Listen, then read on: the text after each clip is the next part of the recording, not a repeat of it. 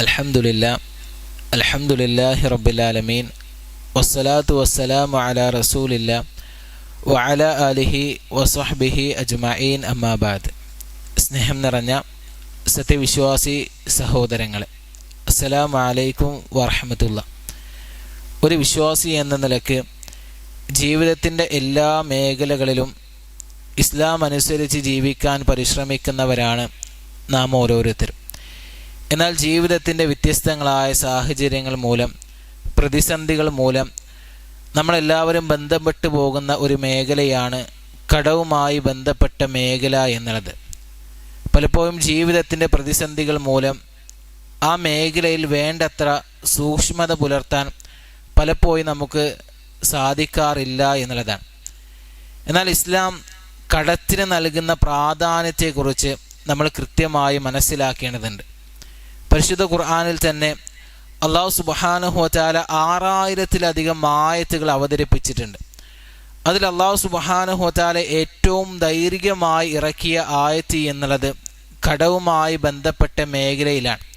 പരിശുദ്ധ ഖുർആനിൽ ആയത്തുദ്ദൈൻ എന്ന് വിളിപ്പേരുള്ള സൂറത്തുൽ ബഖറയിലെ ആയത്തിൽ അള്ളാഹു കൃത്യമായി പറയുന്നത് കടവുമായി ബന്ധപ്പെട്ട മേഖലയിൽ വിശ്വാസികൾ സ്വീകരിക്കേണ്ട സൂക്ഷ്മതയെക്കുറിച്ചാണ്. പ്രവാചകന്റെ ഹദീസുകളിൽ നമ്മൾ നോക്കിക്കഴിഞ്ഞാലും കടവുമായി ബന്ധപ്പെട്ട മേഖലയ്ക്ക് ഇസ്ലാം നൽകുന്ന പ്രാധാന്യത്തെക്കുറിച്ച് കൃത്യമായി നമുക്ക് കാണാൻ സാധിക്കും. പ്രവാചകൻ സ്വല്ലല്ലാഹു അലൈഹി വസല്ലമയുടെ മുന്നിലേക്ക് ഒരു മയ്യത്ത് കൊണ്ടുവന്നാൽ പ്രവാചകൻ ആകെ ചോദിച്ചിരുന്ന ഒരു ചോദ്യം, ഈ മയ്യത്തിന് വല്ല കടബാധ്യതയും ഉണ്ടോ എന്നുള്ളതാണ്. സ്വഹാബികളെങ്ങാനും പ്രവാചകരെ ഈ മയ്യത്തിന് കടബാധ്യതയുണ്ട് എന്ന് പറഞ്ഞാൽ പ്രവാചകൻ അടുത്തതായി അവരോട് ചോദിക്കുന്ന ചോദ്യം, ഈ കടബാധ്യത ഏറ്റെടുക്കാൻ നിങ്ങളുടെ കൂട്ടത്തിൽ ആരെങ്കിലും തയ്യാറുണ്ടോ?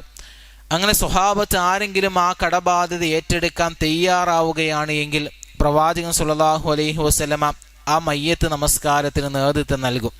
ഇല്ല എങ്കിൽ പ്രവാചകൻ സ്വല്ലല്ലാഹു അലൈഹി വസല്ലമ സ്വഹാബത്തിനോട് പറയും, സൊല്ലു അലാ സ്വാഹിബിക്കും, നിങ്ങൾ നിങ്ങളുടെ കൂട്ടുകാരന് വേണ്ടി നമസ്കരിക്കുക എന്ന് പറഞ്ഞ് പ്രവാചകൻ സ്വല്ലല്ലാഹു അലൈഹി വസല്ലമ ആ മയ്യത്ത് നമസ്കാരത്തിൽ നിന്ന് വിട്ടു നിൽക്കും എന്നുള്ളതാണ്. എത്രയാണ് അതിൻ്റെ ഗൗരവം എന്ന് നമ്മൾ കൃത്യമായി മനസ്സിലാക്കേണ്ടതുണ്ട്. പ്രവാചകൻ മറ്റൊരു ഹദീസിലൂടെ പറയുന്നുണ്ട്, യുഅ്ഫറു ലിശഹീദി കുല്ലു ദംബിൻ, ഷഹീദായ ഒരു മനുഷ്യന് അല്ലാഹു സുബ്ഹാനഹു വ തആല അദ്ദേഹത്തിൻ്റെ ജീവിതത്തിൽ വന്ന സകലമാന പാപങ്ങളും പുറത്തു കൊടുക്കും. എന്നിട്ട് പ്രവാചകൻ അതിനോട് ചേർത്തി പറഞ്ഞു, ഇല്ലദ്ദൈൻ, ആ മനുഷ്യൻ്റെ ജീവിതത്തിലും കടബാധ്യത വന്നിട്ടുണ്ട് എങ്കിൽ അദ്ദേഹത്തിനും അത് പുറത്തു കൊടുക്കുകയില്ല എന്നുള്ളതാണ്. ഷഹീദാവുക എന്ന് പറഞ്ഞാൽ ഇസ്ലാമിൽ വമ്പിച്ച പ്രതിഫലം ലഭിക്കുന്ന ഒരു കർമ്മമാണ്. പ്രവാചകൻ തന്നെ ഹദീസുകളിലൂടെ ഷഹീദിന് ലഭിക്കുന്ന 6 വമ്പിച്ച പ്രതിഫലങ്ങളെക്കുറിച്ച് കൃത്യമായി നമുക്ക് പഠിപ്പിച്ച് നൽകുന്നുണ്ട്. പ്രവാചകൻ പറഞ്ഞു, ഷഹീദായ മനുഷ്യൻ്റെ ശരീരത്തിൽ നിന്നും 1 തുള്ളി രക്തമൊറ്റുന്നതോടുകൂടി അദ്ദേഹത്തിൻ്റെ ജീവിതത്തിൽ വന്ന സകലമാന പാപങ്ങളും അള്ളാഹു പുറത്തു കൊടുക്കും. അതേപോലെ തന്നെ അദ്ദേഹത്തിന് ഈമാനിൻ്റെ ഒരു സംരക്ഷണം അള്ളാഹു നൽകും. അതേപോലെ തന്നെ അദ്ദേഹത്തിൻ്റെ ഖബറിലെ ശിക്ഷകളിൽ നിന്ന് അള്ളാഹു സംരക്ഷണം നൽകും. നാളെ പരലോകത്ത് വെച്ച് സ്വർഗത്തിലെ ഹൂറികളിൽ നിന്ന് അദ്ദേഹത്തിന് വിവാഹം ചെയ്തു കൊടുക്കും. ഇങ്ങനെ ഷഹീദായ മനുഷ്യന് ധാരാളം പ്രതിഫലങ്ങൾ പ്രവാചകൻ സ്വല്ലല്ലാഹു അലൈഹി വസല്ലമ പഠിപ്പിക്കുന്നുണ്ട്. അതേ പ്രവാചകൻ ഹദീസുകളിലൂടെ പറഞ്ഞു, ആ മനുഷ്യനും കടബാധ്യത വെച്ചിട്ടാണ് മരണപ്പെടുന്നത് എങ്കിൽ അദ്ദേഹത്തിന് അത് പുറത്തു കൊടുക്കുകയില്ല എന്നുള്ളതാണ്. അതാണ് കടത്തിന് ഇസ്ലാം നൽകുന്ന ഗൗരവം എന്നുള്ളത്. ഇനി കടത്തിന് ലഭിക്കുന്ന ശിക്ഷ എന്താണ്? പ്രവാചകന്റെ ഒരു ഹദീസിൽ നമുക്ക് കാണാൻ സാധിക്കും. പ്രവാചകൻ ഒരു മയ്യത്ത് നമസ്കരിക്കുന്നതിനായി കടന്നു വരുന്നുണ്ട്. ആ സമയത്ത് പ്രവാചകൻ സ്വല്ലല്ലാഹു അലൈഹി വസല്ലമ എല്ലാ മയ്യത്ത് നമസ്കാരത്തിലും സ്വഹാബത്തിനോട് ചോദിക്കുന്നത് പോലെ സ്വഹാബത്തിനോട് ചോദിച്ചു, ഈ കിടക്കുന്ന മയ്യത്തിന് വല്ല കടബാധ്യതയുമുണ്ടോ? ഈ സമയത്ത് സ്വഹാബത്ത് പറഞ്ഞു, ഉണ്ട് പ്രവാചകരെ, ഈ കിടക്കുന്ന മയ്യത്ത് കടബാധ്യതയുള്ള മനുഷ്യനാണ്. ഈ സമയത്ത് പ്രവാചകന്റെ അടുത്ത ചോദ്യം, ഈ കടബാധ്യത ഏറ്റെടുക്കാൻ നിങ്ങളുടെ കൂട്ടത്തിൽ ആരെങ്കിലും തയ്യാറുണ്ടോ? ഈ സമയത്ത് സ്വഹാബത്തിനിടയിൽ നിന്ന് ഒരു സ്വഹാബി കൈ ഉയർത്തി പറഞ്ഞു, പ്രവാചകരെ, ഞാൻ ഏറ്റെടുക്കാൻ തയ്യാറാണ്. പ്രവാചകൻ സ്വല്ലല്ലാഹു അലൈഹി വസല്ലമ അങ്ങനെ ആ മയ്യത്ത് നമസ്കാരത്തിന് നേതൃത്വം നൽകുന്നു. അങ്ങനെ അടുത്ത ദിവസം ഈ സ്വഹാബിയെ കാണുന്നുണ്ട്, കടമേറ്റെടുത്ത സ്വഹാബിയെ കാണുന്നുണ്ട്.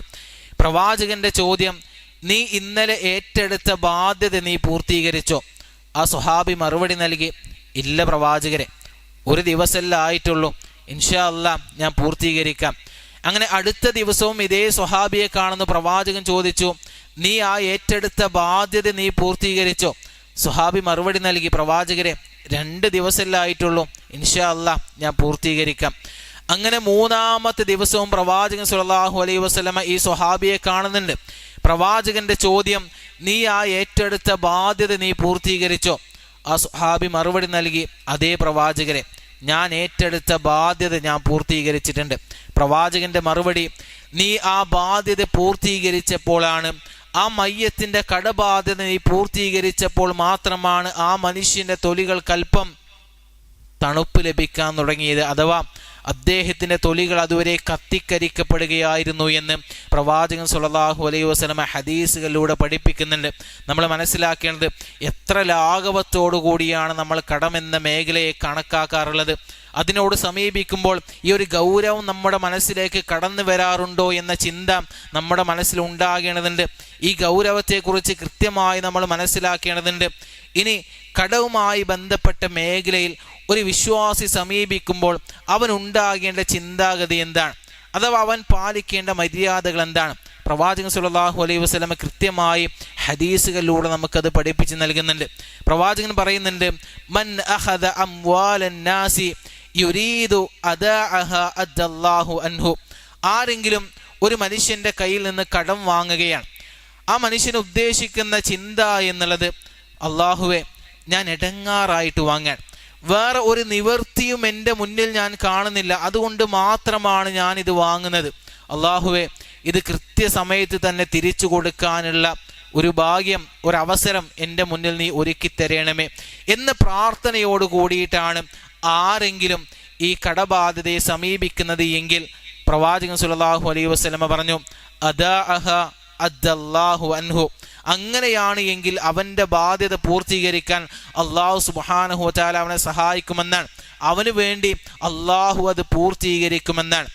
എന്നിട്ട് പ്രവാചകൻ പറഞ്ഞു, മൻ അഖദ അംവാലൻ നാസി യുരീദു ഇസ്ലാഫഹ അസ്ലഫഹുല്ലാഹ്. ആരെങ്കിലും കടബാധ്യതയുമായി ബന്ധപ്പെടുന്ന രംഗത്ത് അവൻ വിചാരിക്കുകയാണ്, ഒരു 500 അല്ലേ, 1000 അല്ലേ, ഓൻ തിരിച്ച് ചോദിക്കുന്നില്ല, ഓൻ എൻ്റെ അടുത്ത കൂട്ടുകാരനാണ്, അതുകൊണ്ട് ഒരിക്കലും തിരിച്ച് ചോദിക്കുന്നില്ല. ഇനി അഥവേ ചോദിക്കുകയാണ് എന്നുണ്ടെങ്കിൽ തന്നെ എന്തെങ്കിലും ഒരു ന്യായം പറഞ്ഞ് കഴിച്ചിലാവാം, പിന്നോ ചോദിക്കുന്നില്ല.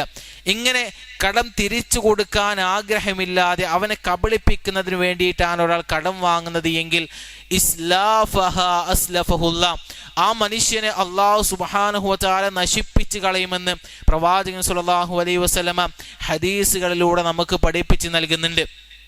ഇനി ഒരാൾ കടം തിരിച്ചു കൊടുക്കുകയാണ്, ആ തിരിച്ചു കൊടുക്കുന്ന സമയത്ത് ഒരു മനുഷ്യന് സ്വീകരിക്കേണ്ട മര്യാദകൾ എന്താണ്? പ്രവാചകൻ സ്വല്ലല്ലാഹു അലൈഹി വസല്ലമ കൃത്യമായി നമുക്ക് പഠിപ്പിച്ച് നൽകുന്നുണ്ട്.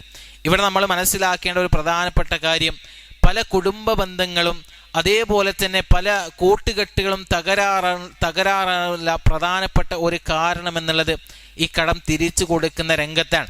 ഇല്ലേ, നമ്മുടെ നാട്ടിൽ തന്നെ ഒരു ചൊല്ലുണ്ട്, കടം കൊടുത്തില്ല എങ്കിൽ ഒരു തെറി മാത്രം അവൻ്റെ കയ്യിൽ നിന്ന് കേട്ടാൽ മതി, അല്ല ഇനി കടം കൊടുത്താൽ 100 തെറി അവനത് തിരിച്ചു ചോദിക്കുന്ന സമയത്ത് വിളിക്കുമെന്നുള്ള ഒരു നാട്ടുചൊല്ല് നമ്മുടെ നാടുകളെല്ലാം ഉണ്ട് എന്നുള്ളതാണ്. അത് ശരിയാണ്, 100% ശരിയാണ്. അല്ലെ, ഒരു മനുഷ്യൻ്റെ കയ്യിൽ നിന്ന് ഒരു 500 കടം വാങ്ങി പ്രയാസം പറഞ്ഞ് ബുദ്ധിമുട്ട് പറഞ്ഞിട്ടാണ് ആ മനുഷ്യനൊരു 500 കൊടുത്തത്, ഇദ്ദേഹത്തിൻ്റെ പ്രയാസം കണ്ടിട്ട്.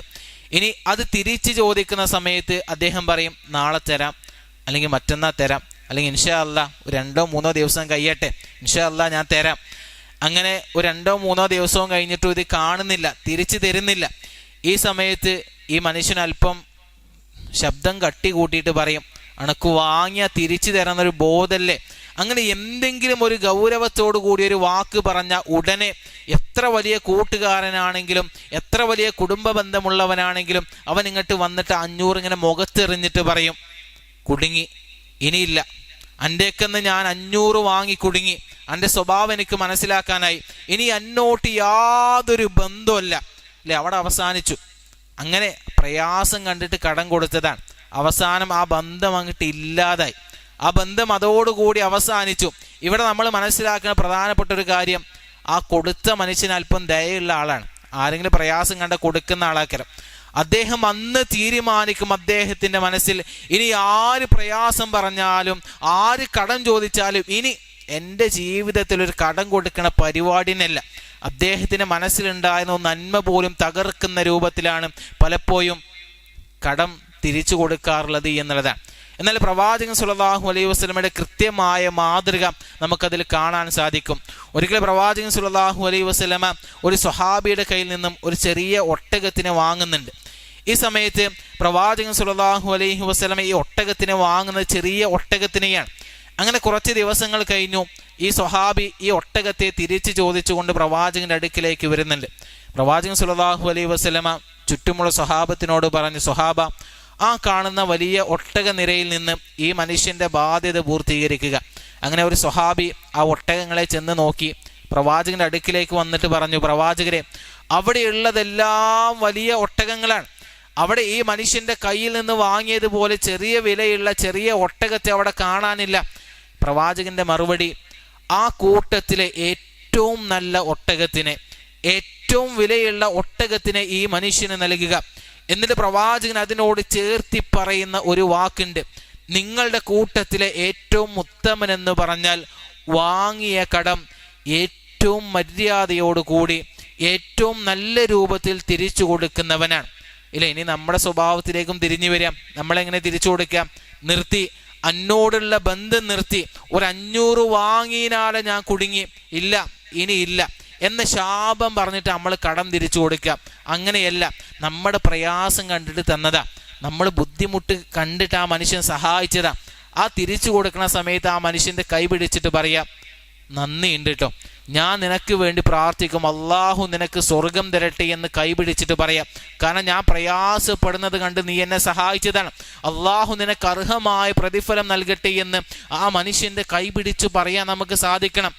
അങ്ങനെ നമ്മൾ പറയുകയാണെന്നുണ്ടെങ്കിൽ 2 ഗുണമുണ്ട്.